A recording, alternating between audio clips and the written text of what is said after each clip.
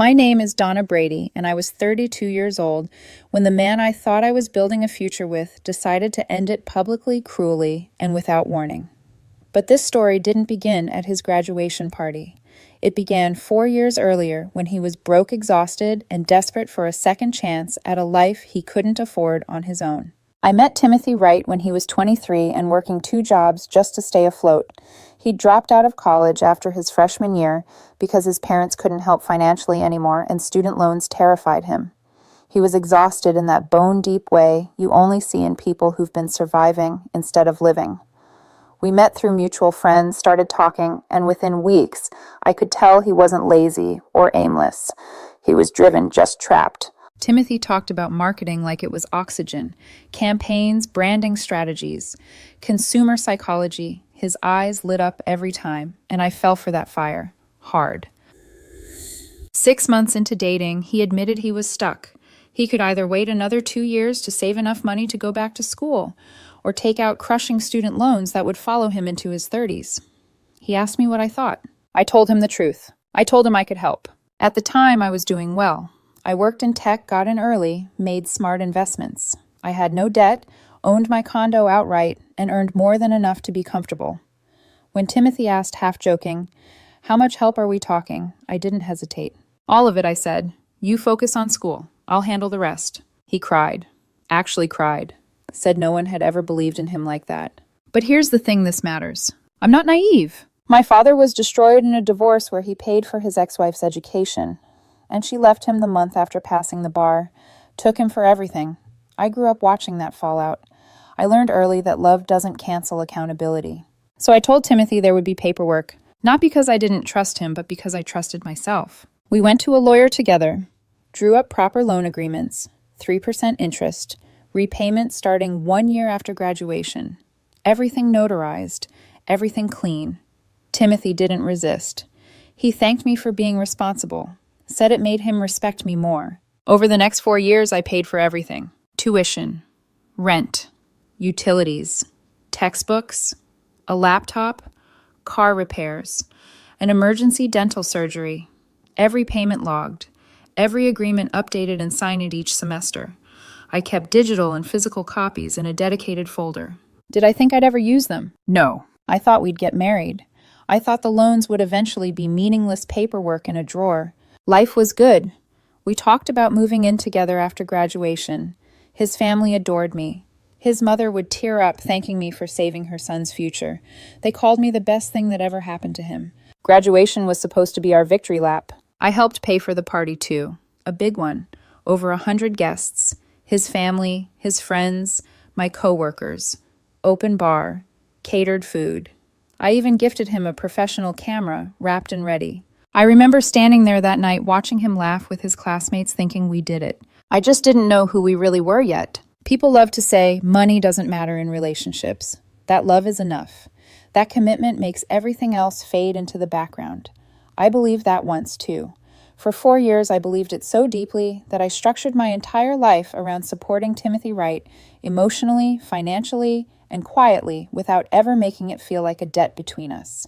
On paper, the numbers were clean and clinical, tuition payments broken down by semester, rent and utilities logged monthly, textbooks, software subscriptions, a replacement laptop when his old one died 2 weeks before midterms, car repairs when his transmission failed, an emergency dental visit that left him shaking in pain and crying with relief when I told him not to worry about the bill. By the end of it all, the total sat at $127,000, neatly itemized in a spreadsheet I updated like clockwork. But none of that captured the real cost. What the documents didn't show were the nights I stayed awake while he studied keeping the apartment quiet, making coffee at 2 in the morning because he was spiraling before an exam. They didn't show me skipping vacations, postponing renovations on my condo, turning down indulgences because I wanted to make sure there was always a buffer if he needed something. They didn't show the emotional labor being his cheerleader, his safety net, the person who told him he wasn't a failure when he bombed a presentation or got rejected from an internship. Timothy used to say I was the reason he didn't give up. His parents said it louder. His mother hugged me every holiday like I was already her daughter-in-law. "You're an angel," she told me once, her voice cracking. "You gave my son a future." his father shook my hand and said, "We'll never forget what you've done for him." They both knew about the loans. They knew everything. They joked that someday Timothy would pay me back by giving me beautiful grandchildren. And for a long time, I believed that was the direction we were heading. We talked about moving in together after graduation, about combining finances, eventually carefully, thoughtfully, about getting married once he was settled into his career. The loan agreements felt like a formality, something practical adults did, even when they loved each other. Timothy never complained about them. In fact, he thanked me more than once for the low interest rate, saying any bank would have crushed him. But somewhere in the last year, things shifted. It wasn't dramatic. No explosive fights, no obvious betrayal, just distance. Timothy became more guarded with his phone, more dismissive when I asked about his day. He started talking about needing space to figure out who I am after school, which I brushed off as stress. Senior year is brutal. Everyone says that. There was also her. He called her his study partner, an ex-girlfriend from early college years before me. They'd reconnected for a group project, he said.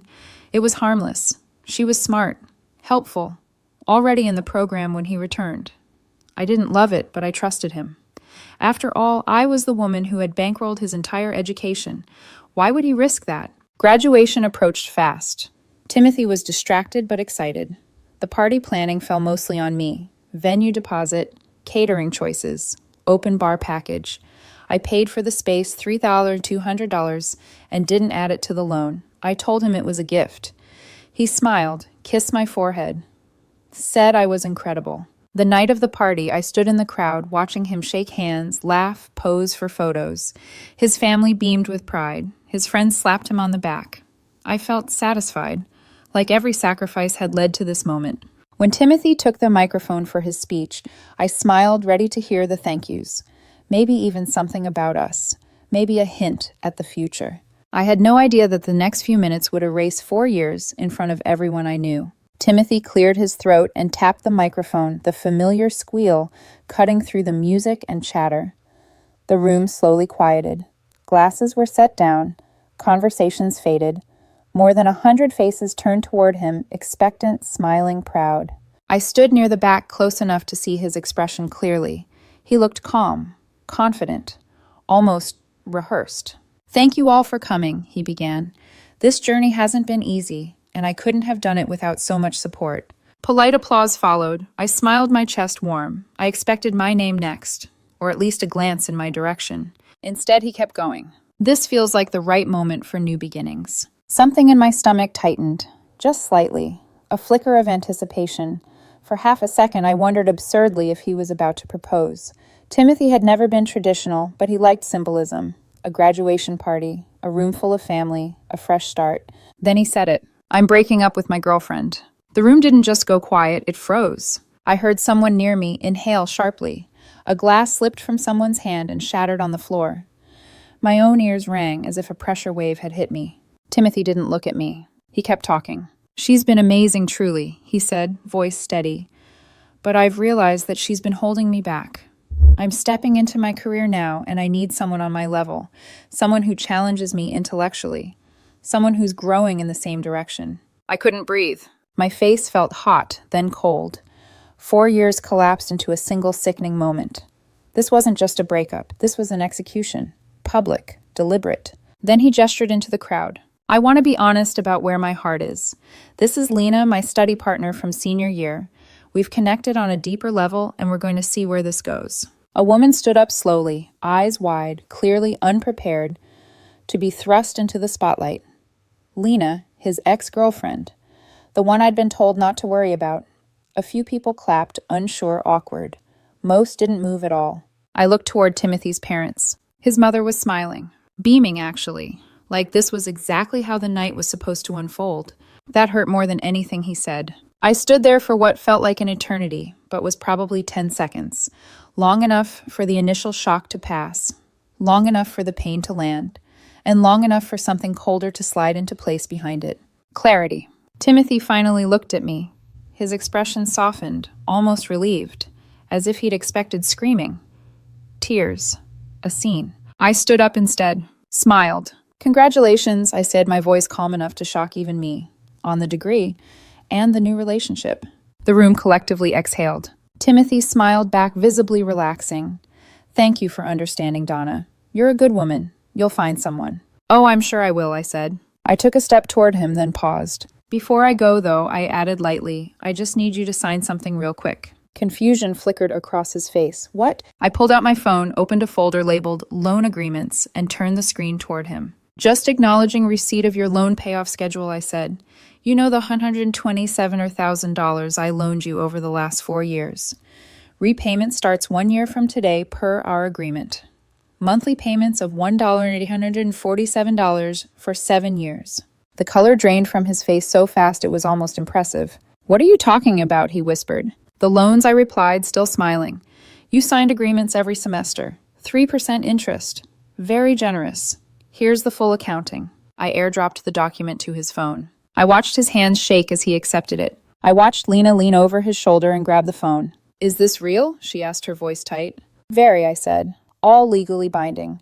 I have my lawyer's contact info right here if you'd like to verify. I handed Timothy my attorney's business card. Chaos erupted. His mother rushed toward us. You can't do this. Loaned, I corrected gently. Not gave. Big difference. His father read the document on the phone, his face twisting with horror. Timothy looked at Lena, panicked. I didn't think she'd actually enforce them. That's not how contracts work, I said pleasantly. See you in court if you default. Enjoy the party. I walked out. On the way, I took back the camera I'd wrapped, as a gift stopped at the bar, and told them to cut off the tab. My card was no longer authorizing charges. By the time I got home, I had 31 missed calls. I blocked his number. By the time I got home, the adrenaline had burned off, leaving behind something heavier. Not regret, not guilt. Just a deep, aching exhaustion that settled into my bones as I set my keys on the counter and kicked off my shoes. I poured a glass of water and sat on the edge of my couch, staring at the dark screen of my phone as notifications stacked up. Missed calls, voicemails, texts from unknown numbers that I didn't bother opening. I didn't need to read them to know what they said.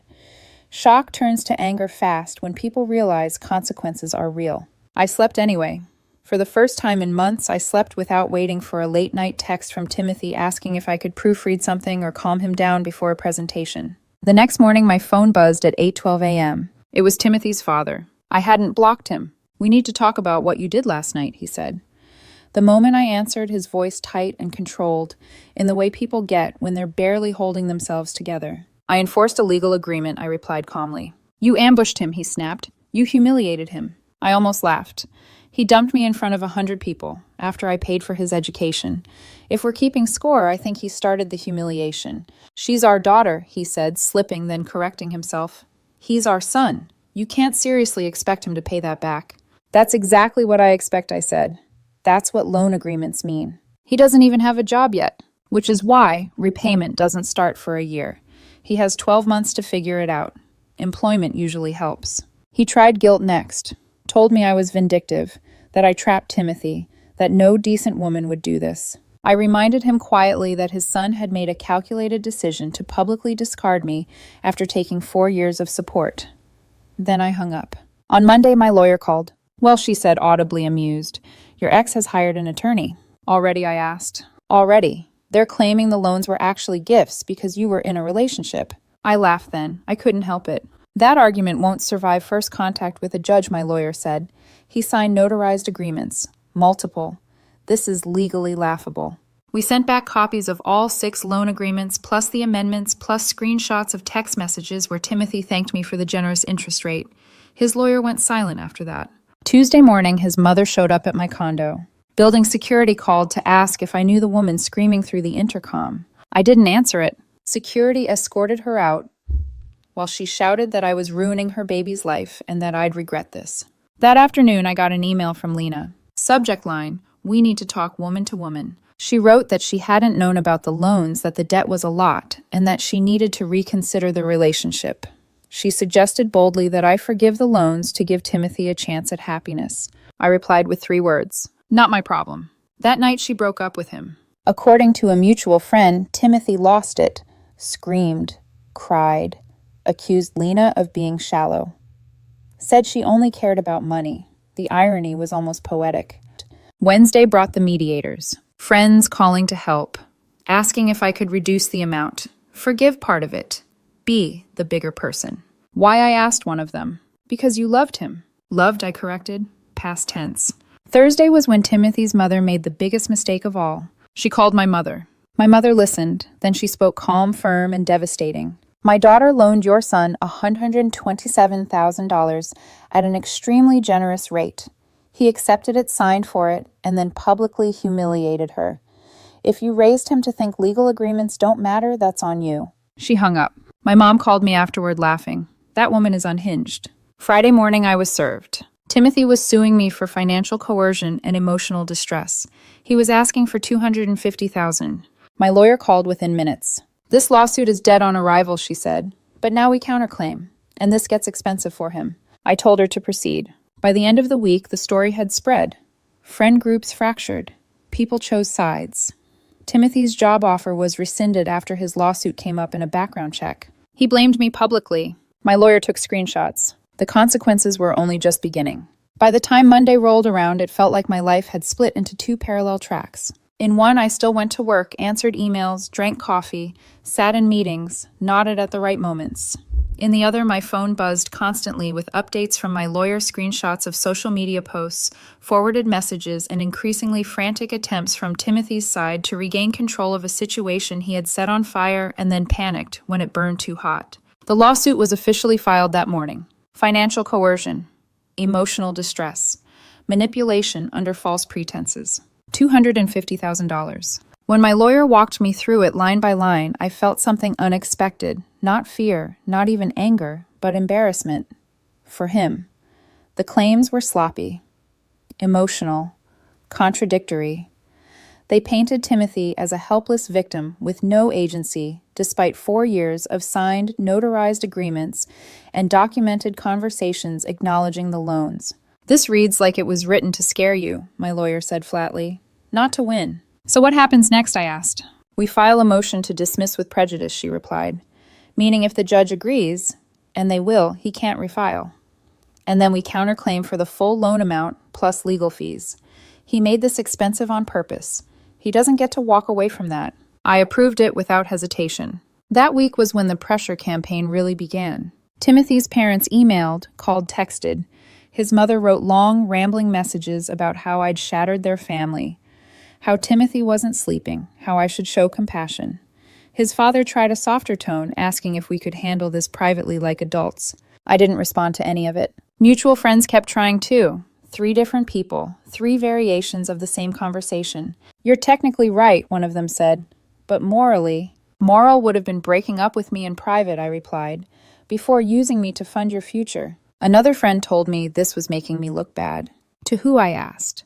People who think contracts don't apply when feelings are involved. By Thursday, Timothy's online behavior had crossed from reckless into stupid. He posted a long rant about men being financially trapped by powerful women, about being used as collateral in a relationship built on control.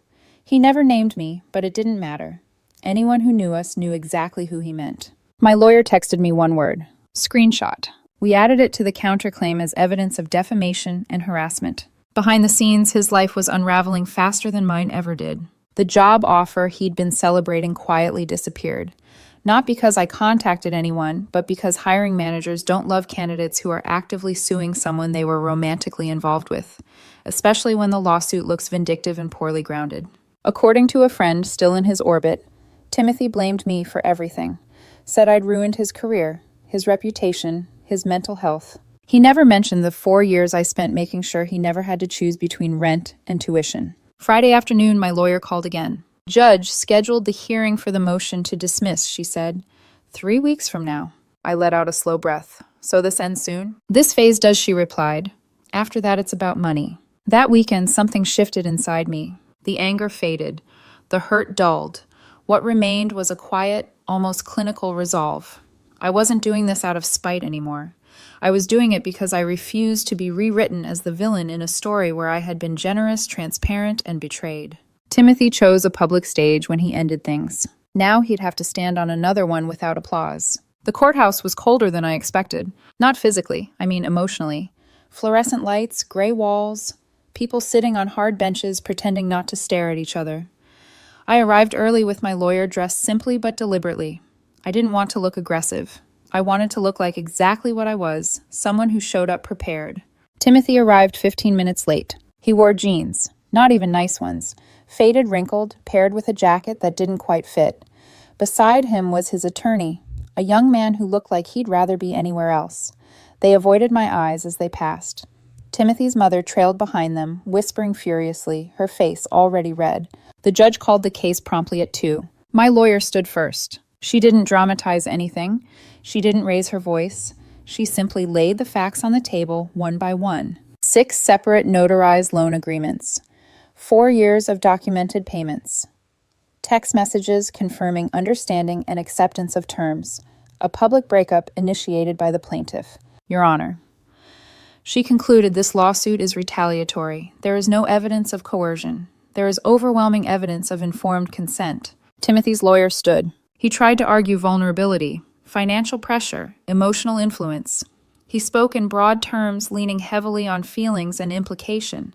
The judge listened patiently, then asked a question that ended everything. Was the plaintiff employed at the time of the first loan? Yes, Your Honor, the lawyer admitted. He was working 2 jobs. So he had income, and he signed these agreements not once but repeatedly over 4 years. Yes, and at no point did he object, raise concern, or allege coercion until after he publicly ended the relationship. The lawyer hesitated. No, Your Honor. The judge flipped through the document's expression unreadable. These are some of the clearest contract documents I've seen in some time, she said. Notarized, explicit terms, multiple signatures. She looked up. Motion to dismiss is granted, with prejudice. Timothy broke. Not loudly, not theatrically. His shoulders slumped, his face crumpled. His mother gasped behind him. But my lawyer wasn't finished, Your Honor. We intend to file a counterclaim for the full loan amount plus legal fees incurred defending against this frivolous lawsuit. The judge nodded once. Granted. Defendant may file counterclaim. Next hearing in 45 days. It was over. In the hallway, Timothy was sobbing openly. His mother lunged toward me, screaming that I was destroying her son's life. A court officer stepped between us. Ma'am, you need to stop, Timothy's own lawyer said sharply. You're making this worse. My lawyer handed over the counterclaim paperwork right there. See you in 45 days, she said pleasantly. In the car afterward, my lawyer laughed a short, disbelieving sound. That went better than expected, she said. Judge saw straight through it. So what happens now, I asked. Now he either settles, she replied, or he loses even more. I stared out the window as the city passed by, feeling something close to relief but not satisfaction. 4 years of my life had just been reduced to legal precedent, and somehow that felt right. The settlement conference happened 5 days later. I didn't attend in person. My lawyer handled it from her office speakerphone on papers spread neatly across her desk. Timothy's side opened with what they called a reasonable resolution. $70,000. Less than the original loan. Far less than the loan plus legal fees. My lawyer muted the call and looked at me. They're scared, she said, but not scared enough yet. We countered at $142,000, the full loan amount plus legal fees. Timothy's parents, who were now officially involved, balked. The numbers went back and forth for days. 95, 110, 135. When they finally landed at $110,000, my lawyer laid out the reality. In court, we'd probably win more, she said, but litigation is slow, expensive. This ends it. I thought about dragging it out, about watching the pressure crush him further. Then I thought about being done. I accepted with one condition, a non-disparagement agreement. No public statements, no social media, no whisper campaigns. One violation triggered immediate repayment of the remaining balance plus penalties. They agreed instantly. The settlement was signed that Friday. $15,000 hit my account as a down payment. His parents paid it. The rest would come monthly. They had to co-sign. They were furious but trapped. For a while, the payments came on time. Then they didn't. 2 missed months triggered the clause. My lawyer sent notice. Panic followed. Threats of bankruptcy. More calls. More guilt. It ended the same way everything else did with money. A final lump sum. $65,000. His parents took out a home equity loan. The family imploded behind the scenes. Blame flew in every direction. When the final payment cleared, my lawyer sent a closure letter confirming all obligations were met. I printed it, filed it in the same folder as the loan agreements.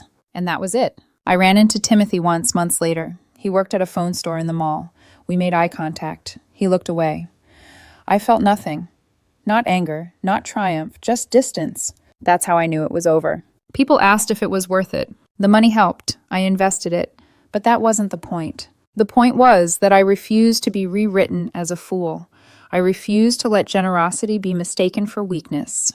I refused to pretend betrayal doesn't have consequences just because love